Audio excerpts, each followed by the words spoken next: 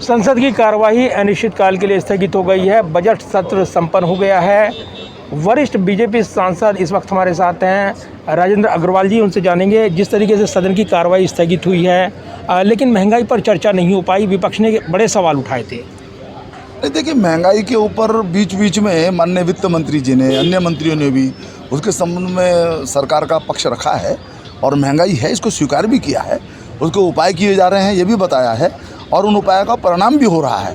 लेकिन तो भी ये विषय है और विपक्ष ने इसको उठाया तो उसका ठीक प्रकार से संज्ञान लेते हुए सरकार ने भी रिस्पॉन्ड किया है। और जहाँ तक देखिए सदन की इस बार की इस सत्र की बात है, मैं समझता हूँ कि बहुत संतोषजनक रहा।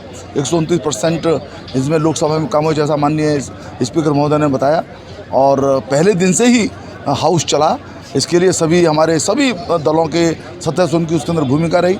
और मैं पूरे विश्वास के साथ कह सकता हूँ कि किसी भी दल के कोई भी सदस्य हों, चाहे वो इंडिपेंडेंट भी हों, सब इस सत्र की परफॉर्मेंस से संतुष्ट हैं।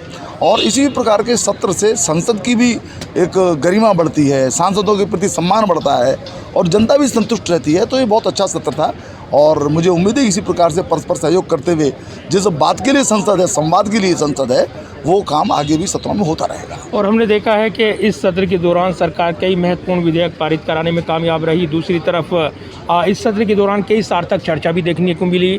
लेकिन अगर देखें, महंगाई पर विपक्ष का ये विरोध रहा है कि जिस नियम के तहत वो चर्चा चाहते थे वो नहीं हो पाई, सत्ता पक्ष इसके लिए तैयार नहीं हुआ। नहीं, देखिए, अनेक प्रकार की ऐसी बातें संसद में रहती ही हैं और विपक्ष उन विषयों को रखता है और सामान्यतः बीएससी के अंदर सारी चर्चाएं होती हैं। तो अनेक चर्चाएं हुई हैं। बिल भी इसलिए पास हो गया, हाउस चला। हाउस नहीं चलता तो बिल पास भी नहीं हो पाते।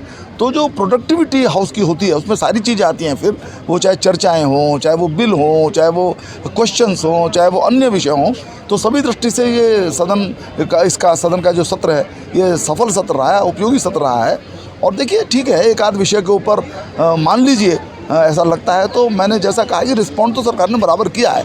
एक पूरी चर्चा नहीं हो पाई। अब जैसे आज़ादी का अमृत महोत्सव पर भी एक चर्चा ड्यू थी, स्पोर्ट्स के ऊपर चर्चा वो अधूरी रह गई। तो ऐसा कुछ रहता है, कुछ काम शेष भी रह जाता है। तो कोई बात नहीं, आगे बात करेंगे, अगले सत्र के अंदर फिर चर्चा होगी। और इस बीच हमने देखा है जब जब आपको मौका मिला है पीठ पर, उस दौरान आपने तमाम मौके दिए हैं विपक्ष को बोलने के। नहीं, ये तो सामान्यतया हमारी पीठ की, अध्यक्ष महोदय की ये मतलब नीति ही है। और देखा जाए, कहा भी जाता है कि जो हाउस है वो that belongs to the opposition, तो उनको मौका दिया ही जाना चाहिए, प्रत्येक को मौका दिया जाना चाहिए।